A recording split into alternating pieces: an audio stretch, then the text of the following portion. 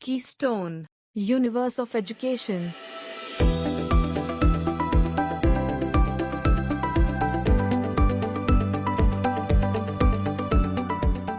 Now, let's uncover the third part of thermodynamics of galvanic cell, and that too, the most important part of this chapter.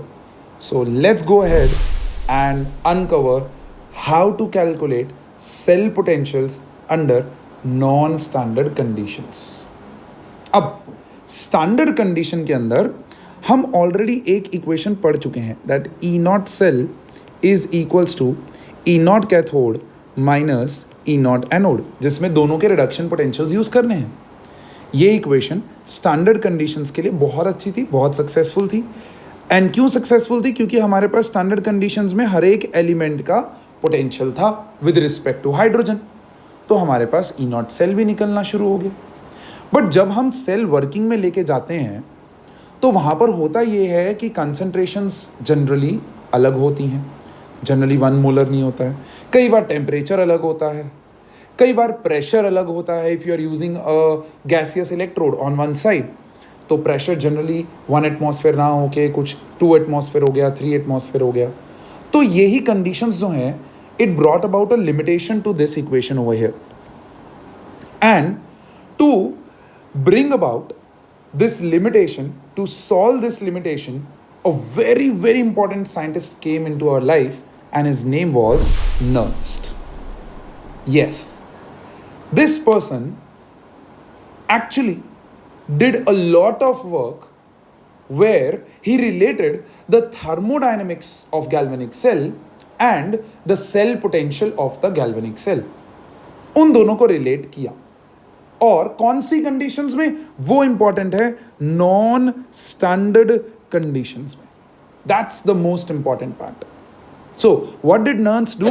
नर्न्स्ट gave a relation between electrode potential and the concentration of the cells, concentration of the ions in the cell at any given temperature. तो झंझट ही खत्म कर दिया इन भाई साहब ने. इन भाई साहब ने हमको एक ऐसी equation they the with the help of thermodynamics such that कि उसके अंदर कंसंट्रेशंस भी कवर अप हो गए और उसके अंदर हमारे टेम्परेचर का इफेक्ट भी कवर हो गया. एंड टू डू सो उन्होंने एक बहुत इंपॉर्टेंट इक्वेशन ऑफ थर्मोडायनेमिक्स का यूज किया, and that equation is this. Since we have studied in thermodynamics the relation between delta G and reaction quotient, क्यों reaction quotient लेना है? reaction quotient क्यों लेना है? That's the important part. reaction quotient इसलिए लेना है क्योंकि equilibrium पे concentration equilibrium concentrations की है. reaction quotient हमने एक टर्म पढ़ा हुआ है equilibrium में. it gives you the concentration of the ions at any given time during the chemical reaction. और फ्री एनर्जी और क्यू को रिलेट करने वाली equation for any general equation is this, that is delta G is equals to delta G naught plus R T L N Q. This is the important part. एक general equation के लिए, कोई भी एक general equation है, this is a cell reaction imagine करो, तो उसके लिए मैं डेल्टा जी को डेल्टा जी नॉट के साथ रिलेट कर सकता हूं एंड डेल्टा जी को क्यू के साथ रिलेट कर सकता हूं using this equation over here. और अभी अभी थोड़ी देर पहले हमने प्रूव किया है that delta G is equals to minus N F E cell and delta G naught is equals to minus N F E cell naught. और क्यू का एक्सप्रेशन तो हम बनाना सीख चुके हैं. कहां पर सर? क्लास 11th में इक्विलिब्रियम चैप्टर में, वेयरइन वी सॉ कि इक्विलिब्रियम कांस्टेंट और क्यू के एक्सप्रेशन में कोई फर्क नहीं है, उनके मीनिंग में फर्क है. So expression of Q is similar to expression of K, but यहां पर जितनी भी कंसंट्रेशंस आप ले रहे हो वो सब की सब नॉन इक्विलिब्रियम कंडीशंस में है, जब रिएक्शन इक्विलिब्रियम पे नहीं है. सी टू द पावर, याद आया? Product raise to power their stoichiometric coefficient divided by reactants raise to power their stoichiometric coefficient. That was the equation for Q as well as K. But in K the concentrations were taken as equilibrium concentrations, whereas over here non-equilibrium. अब जब ये तीन part clear हो गए हैं तो जब मैं डेल्टा जी की वैल्यू को यहाँ डालूं तो मेरे पास इक्वेशन बनेगा minus N F E cell is equals to minus N F E cell naught plus R T. अच्छा, एल एन को लॉग में कन्वर्ट करूं, लॉग क्यू, तो यहां पर एक वैल्यू आ जाएगी 2.303। ये इक्वेशन बनेगा। और जब मैं इस पूरी इक्वेशन को माइनस एन एफ से डिवाइड करूंगा, I am dividing with the minus N F, तो आपके पास फाइनल इक्वेशन यहां पर बनेगा एंड दैट इज दिस। क्या बनेगा बच्चे? E cell is equals to E not cell minus 2.303 RT by NF log of C to the power N D to the power M divided by A to the power X B to the power Y. Why I am saying this? Because हमने general equation ये बताई है, लेकिन हम numerical questions में देखेंगे कि क्या सारे जो रिएक्टेंट्स प्रोडक्ट्स हैं वो इस क्यू में कंसीडर करने की जरूरत है। तो ऑलरेडी कुछ बच्चे सोच रहे होंगे, अरे सर हमको याद आ रहा है कि सर सॉलिड्स और लिक्विड्स को हम 1 लेते थे, याद है? उनका जो कंसंट्रेशन है वो यूनिटी लेते थे, और एक्वस और गैसियस रिएक्टेंट्स जो हैं उन्हीं के हम लोग क्या लेते थे, यहां पर Q और K में एक्सप्रेस करते थे। सो बस वो हम देखेंगे, और यही चीज मैं आपको फर्स्ट लेक्चर में भी बता चुका हूं कि ये जो फेजेस इक्वेशन के अंदर दिए जाते हैं वो अब आपकी लाइफ के बहुत इंपॉर्टेंट पार्ट बन जाएंगे। ये फेजेस आपको मिस नहीं करने हैं, you have to remember this. But this equation over here, इस इक्वेशन को नर्न्स्ट इक्वेशन के नाम से जाना गया, ऑब्वियसली बिकॉज नर्न्स्ट भाई साहब ने ढूंढी है तो नर्न्स्ट इक्वेशन। लेकिन ये इक्वेशन एक ऐसी इक्वेशन है जो ई सेल को रिलेट कर रही है विद कंसंट्रेशन। देखो, ई सेल को रिलेट कर रही है with concentration and E cell को रिलेट कर रही है विद टेम्परेचर। तो बच्चे पूछते हैं सर प्रेशर का क्या करेंगे? तो आपको याद होगा, अगर गैसियस रिएक्टेंट आ जाता है या गैसियस प्रोडक्ट आ जाता है तो इन्हीं कंसंट्रेशंस की जगह पे पार्शियल प्रेशर्स आ जाते हैं, है ना। एक्टिव मास टर्म हमने डिफाइन किया हुआ है 11th में। बस उस एक्टिव मास में अगर एक्वस स्पीशीज है तो कंसंट्रेशन हो जाएगा, और अगर गैसियस स्पीशीज है तो पार्शियल प्रेशर हो जाएगा। ये हम जानते हैं, वी नो दैट, करेक्ट। लेकिन यहां पर एक बहुत इंपॉर्टेंट चीज जो आपको समझनी है कि ये जो नर्न्स्ट इक्वेशन हमारी निकली है, this is for any temperature and for any given concentration और partial pressure of the solution. लेकिन जनरली आपकी जो इक्वेशंस रहती हैं, आपके जो क्वेश्चंस रहते हैं, वो 298 केल्विन के लिए रहते हैं। और जब वो 298 केल्विन के लिए रहते हैं तो क्यों ना हम यहाँ पर 298 को डाल दें। R तो हमारे पास कांस्टेंट है ही, F भी हमारे पास कांस्टेंट है ही, N को कांस्टेंट मत कर देना बिकॉज अलग अलग सेल के लिए total moles of electrons flowing अलग अलग होगा। तो F T R since these are constant और 2.303 भी कांस्टेंट है, तो क्यों ना इनको डाल के मैं एक वैल्यू बना ही लूं। और जब मैं उस वैल्यू को बनाता हूं तो थोड़ी देर पहले हमने ये वैल्यू देखी है, that value is nothing but 0.0591 and this Nernst equation below is valid for only temperatures 298 kelvin. ये और कोई टेम्परेचर पे काम नहीं करेगी। अगर उसने इक्वेशन में टेम्परेचर अलग दिया है तो आपको ये वाला इक्वेशन यूज करना है, द फर्स्ट वन। और अगर आपको फिक्स है 298 केल्विन तो सेकेंड वाला इक्वेशन यूज करना है। Generally 99% of the times second equation he use में आएगा। 1% of the times it might happen कि आपका ई सेल ऊपर वाला इक्वेशन यूज करने को आएगा।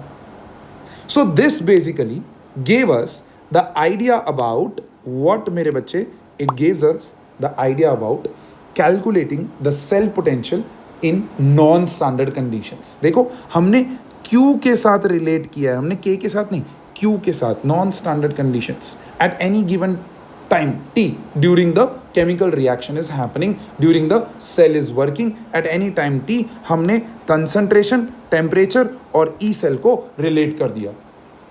और जब हमने रिलेट कर दिया है तो यहीं से आपके फैक्टर्स अफेक्टिंग ई सेल भी रेडी हो जाएंगे।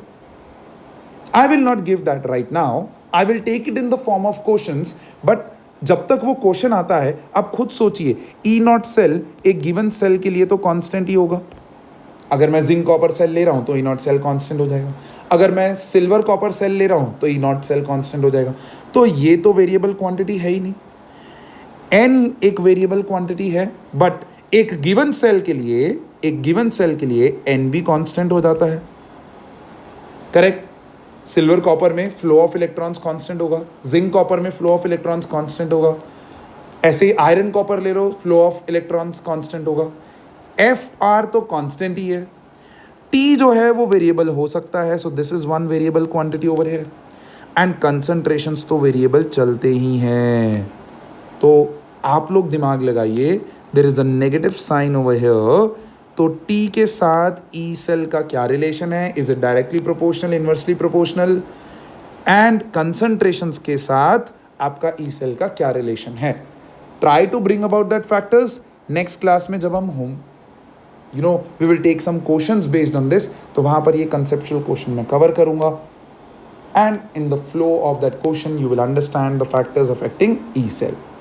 For now this will be the ultimate equation in your life, Nernst equation, और उसका भी हम ये वाला पार्ट सबसे ज़्यादा यूज़ करने वाले हैं, which is at 298 kelvin. How to solve Nernst equation questions, वो तो क्वेश्चंस के फॉर्म में ही देखेंगे।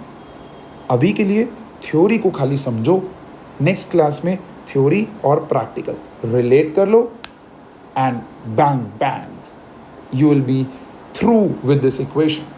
Is that clear? परफेक्ट है, ग्रेट। चलिए, अब एक सेल का, गैल्वेनिक सेल का cell potential non standard condition में निकालने को पता चल चुका था, बट इसी इक्वेशन का यूज हम कर सकते हैं to calculate the cell potentials of half cell at any given condition. Yes, how can we do that? To do so, let's take up Nernst equation for half cell. उसके लिए I will have to recall a half cell, a electrode dipped in its own electrolytic solution. तो let's say कि ये एक metal M है, और उसी के आयंस का क्या है बच्चे, ये इलेक्ट्रोलिटिक सोल्यूशन है ना। जैसे ही एक इलेक्ट्रोड को इलेक्ट्रोलिटिक सोल्यूशन में डिप किया, तो आपके पास दो गिवन पॉसिबिलिटीज होंगी। कौन सी दो गिवन पॉसिबिलिटीज होंगी? एक ऑक्सीडेशन और दूसरा रिडक्शन। अब अगर ऑक्सीडेशन हो रहा है तो उसको हम ऑक्सीडेशन पोटेंशियल बोलेंगे, और अगर रिडक्शन हो रहा है तो रिडक्शन पोटेंशियल।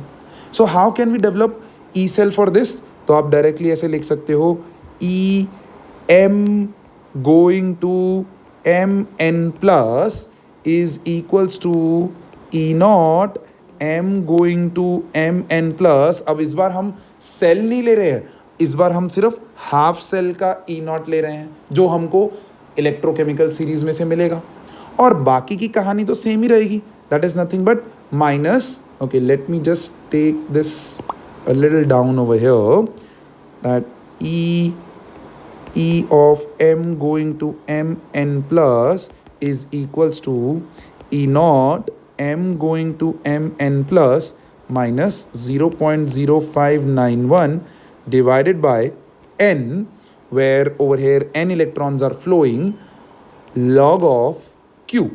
अब इसका अगर q का एक्सप्रेशन बनाना है तो देखो मेरे बच्चे क्या बनेगा, ये जो mn प्लस है ये तो एक्वस हो जाएगा, ये प्रोडक्ट साइड पे है तो प्रोडक्ट ऊपर जाता है, mn plus raise to power 1 ही रहेगा, divided by product reactant solid में है, और रिएक्टेंट सॉलिड में है तो वो तो 1 हो जाएगा, तो यहाँ पर log ऑफ mn प्लस ऐसा मिलेगा आपको। क्लियर है? सिमिलरली जब आप रिडक्शन के फॉर्म में देखेंगे तो रिडक्शन के फॉर्म में भी सेम इक्वेशन ही बनेगा, एग्जैक्टली सेम, बस यहाँ पर इसकी जगह पे डिनोशन हो जाएगा mn plus going to m, और यहाँ स्टैंडर्ड के केस में आप लोगे mn plus going to m, minus ये तो सेम ही रहेगा, और लॉग में q का जो एक्सप्रेशन है यहाँ पर q क्या हो जाएगा बच्चे, देखो m सॉलिड जो है वो प्रोडक्ट साइड पे है, so 1 divided by M N plus का कंसंट्रेशन, तो यहाँ पर आ जाएगा 1 अपॉन एम एन प्लस। ये है इंपॉर्टेंट दो equations for calculating oxidation half and reduction half, और इन दोनों को जब आप ऐड कर दो तो आपको कंप्लीट ई सेल मिल जाएगा, जो अभी अभी हमने थोड़ी देर पहले नर्न्स्ट इक्वेशन के फॉर्म में देखा है।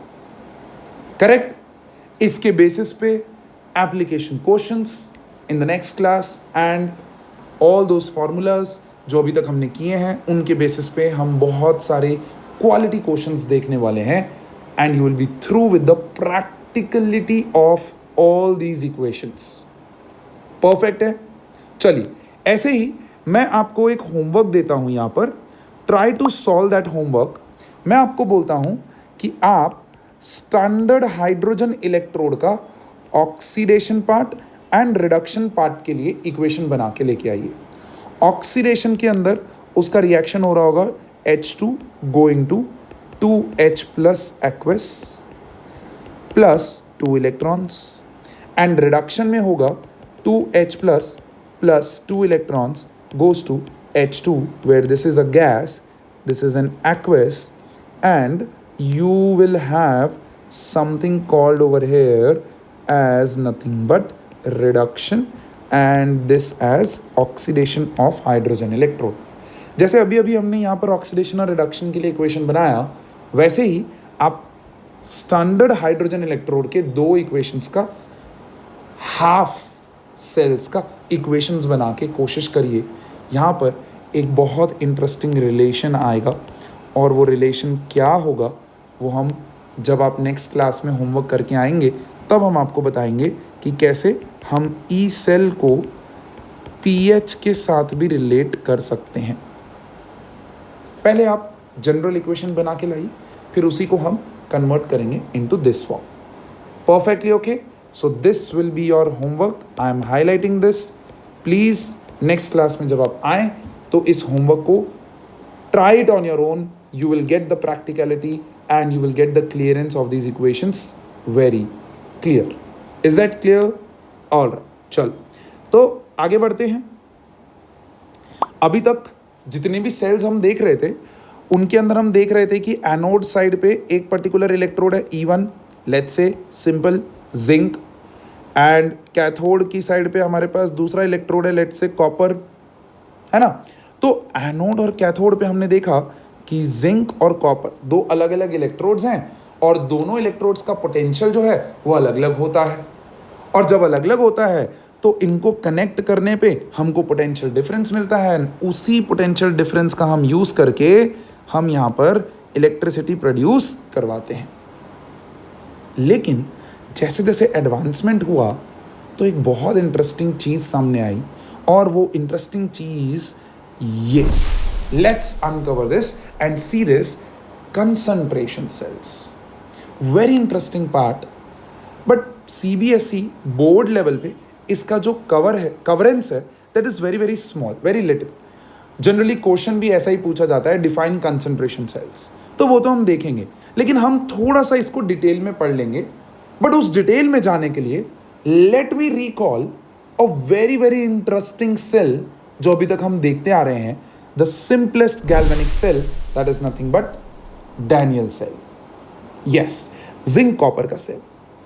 अब इस सेल के आते ही मेरे दिमाग में एक क्वेश्चन आ रहा है, तो चलिए हम वो क्वेश्चन आपकी स्क्रीन पे प्रोजेक्ट करते हैं। Let's say we have two different type of electrodes, that is zinc and copper. Correct? They are dipped into their electrolytic solutions in standard conditions. So now we connect them. तो जैसे मैं इनको connect करूंगा by dropping a salt bridge in between them, तो क्या मेरे पास इन दोनों के बीच में कोई भी एनर्जी डिफरेंस मिलेगा मुझे? चलो सोचो।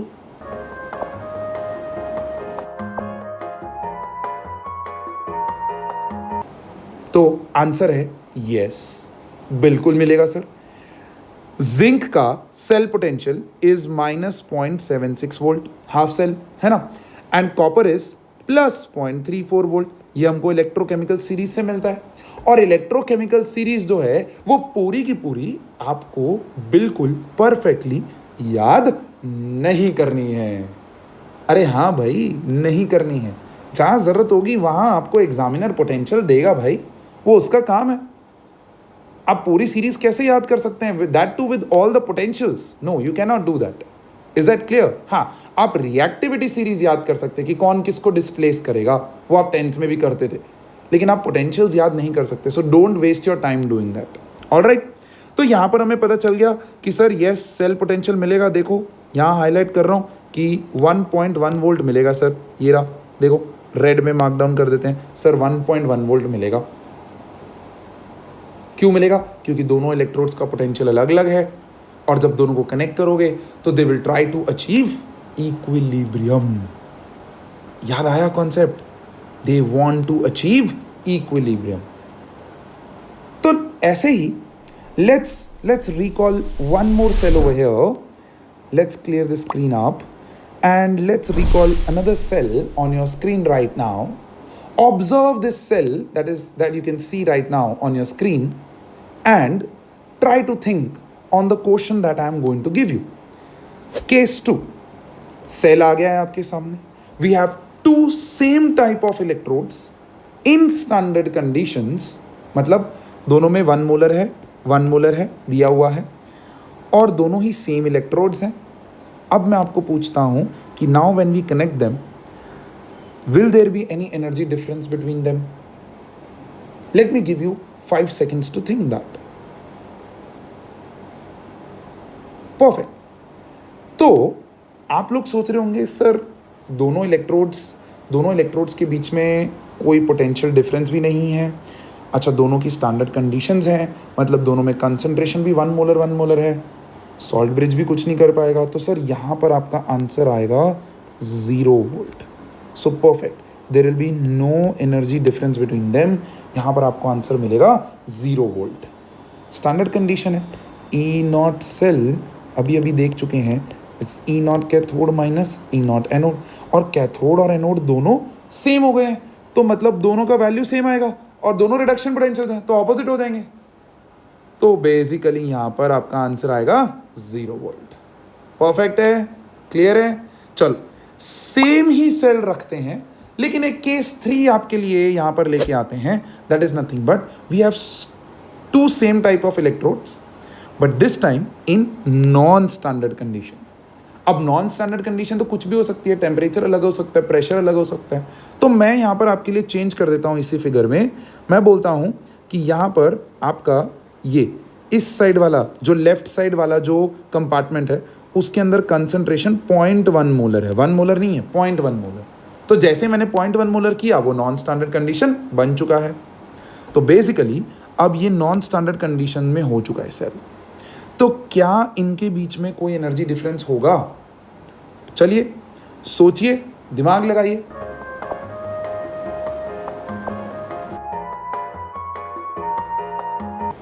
ऑलराइट, तो सर यहां पर हम दिमाग लगा चुके हैं और हमने आंसर निकाला है कि sir yes there will be some kind of energy difference. क्यों?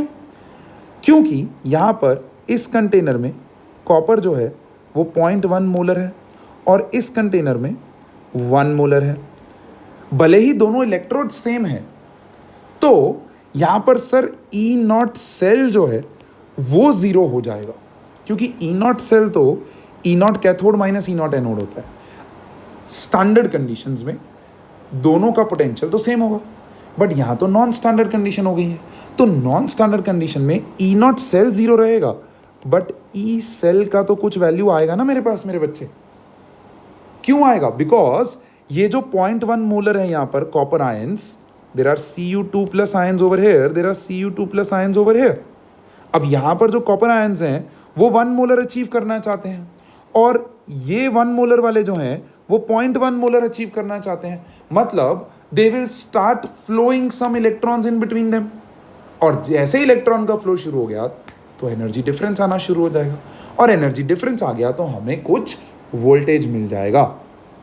बट द क्वेश्चन इज कि सर जब दोनों ही सेम इलेक्ट्रोड्स हैं तो एनोड कौन बनेगा और कैथोड कौन बनेगा? तो आप खुद सोचिए बच्चे, एनोड क्या था? जिसके ऊपर ऑक्सीडेशन हो. कैथोड क्या था? जिसके ऊपर रिडक्शन हो. तो जिस साइड पे कंसंट्रेशन ऑफ द आयंस कम है, देखो अब हम इलेक्ट्रोड्स चेंज करके सेल नहीं बना रहे हैं, हम कंसंट्रेशन वेरी करके सेल बना रहे हैं. इसीलिए इन सेल्स का नाम है कंसंट्रेशन सेल्स. क्या है? Perfect definition is coming up within fraction of seconds. But पहले हम ये जान लेते हैं कि सर इसमें एनोड क्या होगा, कैथोड क्या होगा। तो देखो मेरे बच्चे, यहां पर ध्यान से concentrate on your screen right now कि जिस साइड पे कंसंट्रेशन ऑफ द आयंस कम है उस साइड पे वो कंसंट्रेशन बढ़ाना चाहता है। और बढ़ाने के लिए देखो, आयंस अगर इंक्रीज करने हैं तो कॉपर सॉलिड को Cu2 plus ions, aqueous ions produce करके 2 इलेक्ट्रॉन्स रिलीज करने पड़ेंगे। तो मतलब जिस साइड पे आयंस कम है उस साइड पे ऑक्सीडेशन हो रहा है, और जिस साइड पे आयंस ज़्यादा हैं, जिस साइड पे आयंस ज़्यादा हैं उस साइड पे कॉपर प्लस 2 आयंस 2 इलेक्ट्रॉन्स लेके कॉपर में कन्वर्ट होने की कोशिश करेगा। परफेक्ट है? Is that clear? तो बस यहां पर ध्यान देना, यहां पर रिडक्शन हो रहा है, और जब रिडक्शन हो रहा है तो ये भाई साहब कैथोड बन जाएगा और ये भाई साहब एनोड बन जाएगा। Is that perfectly okay? Are you sure? So in the concentration cells, the compartment in which the concentration of the ions is less becomes anode, and the compartment in which the concentration of the ions is more becomes cathode. Perfectly okay? अब since ये part clear हो चुका है, now we are in a position to define concentration cells and bring about the definitions in your life. Perfectly okay? तो चलिए let's do that. तो आइए चलिए let's roll down to what are concentration cells. चलिए let's give you the definition first, जो हम already बता चुके हैं, that if 2 electrodes of the same metal are dipped separately into 2 solutions of the same electrolyte having different concentrations, this is the important part, having different concentrations, and the solutions are connected through a salt bridge, such cells are known as concentration cells. Electrode same है, इस बार concentrations different है, तो ऐसे sales को हम बोलते हैं concentration cells. Perfect. अब concentration cell समझ लिया तो हमें इन concentration cells का सेल पोटेंशियल निकालना सीखना पड़ेगा, और सेल पोटेंशियल निकालने के लिए तो सबसे बढ़िया इक्वेशन हमें मिल चुकी है, दैट इज नर्न्स्ट इक्वेशन। तो चलिए let's do the Nernst equation for concentration cells. उसके लिए let's recall the full Nernst equation for any given cell having 2 different electrodes. अब उसके अंदर अगर कंसंट्रेशन सेल की बात करूं तो ई नॉट सेल जो है वो 0 हो जाएगा, बिकॉज ई नॉट सेल मेरे बच्चे क्या होता है, E not cathode minus E not anode. लेकिन इस बार तो कैथोड और एनोड सेम हो चुके हैं और स्टैंडर्ड कंडीशन में उनका जो पोटेंशियल है वो तो सेम होगा, तो अगर उन दोनों को माइनस करेंगे तो 0 ही आएगा। सो ई नॉट सेल 0 हो चुका है। So how can I bring about the concentration cell का Nernst equation, that is this. E not cell 0 कर दिया तो ई सेल आपको मिलेगा, E cell is equals to minus 0.0591 divided by n log of C to the power n, D to the power m, A to the power x, B to the power y. Yes, this is for any general equation. लेकिन हमारे जो cell reactions होते हैं उसमें तो कुछ चीज़ें हम ओमिट कर पाएंगे, and that I will not clear you right now. Why? Because that will create an unwanted confusion. अभी के लिए आप खाली कंसंट्रेशन सेल को समझो, और कंसंट्रेशन सेल के साथ साथ आपको ये समझना है कि उसका नर्न्स्ट इक्वेशन कैसे बनाया हमने। फिर हम इसके बेसिस पे कुछ क्वेश्चंस देखेंगे और वहाँ पर मैं आपको साथ साथ में रिलेट भी करता जाऊँगा। Perfectly okay? So before ending this today's lecture, let's give you a very special note over here, that in concentration cells the half cell having lesser concentration always acts as anode, and half cell having larger concentration act as cathode. ये चीज़ बहुत important है। Directly CBSE में 3 mark का question आता है, define concentration cells and give the Nernst equation for concentration cell. Perfectly okay? Next class के अंदर जब हम मिलेंगे तो we are going to tip you with lots of tricks wherein आपके numerical questions related to Nernst equation, related to delta G is equals to minus NF E cell, वो सारे जो relations हैं वो आपको याद भी हो जाएंगे और easy भी हो जाएंगे, प्लस आपको उनका practicality जो है experimentally हम उनको कैसे यूज़ करते हैं वो भी आपको समझ में आ जाएगा. Perfectly okay? Are you sure with this? So with this good note over here, I'm going to end up this today's lecture, and we are going to meet up very soon in the next lecture with certain numericals of this part of the chapter. Yes, my बच्चे, galvanic cells वाला जो part है यहाँ पर खत्म हो चुका है. तो अब हम galvanic cell के part के numericals देखेंगे, and we will finally end up this part of the chapter. So let's meet up in the next class with new energy and very beautiful examples to explain you how these equations that we have formed are being used. All right then, take care. Bye-bye.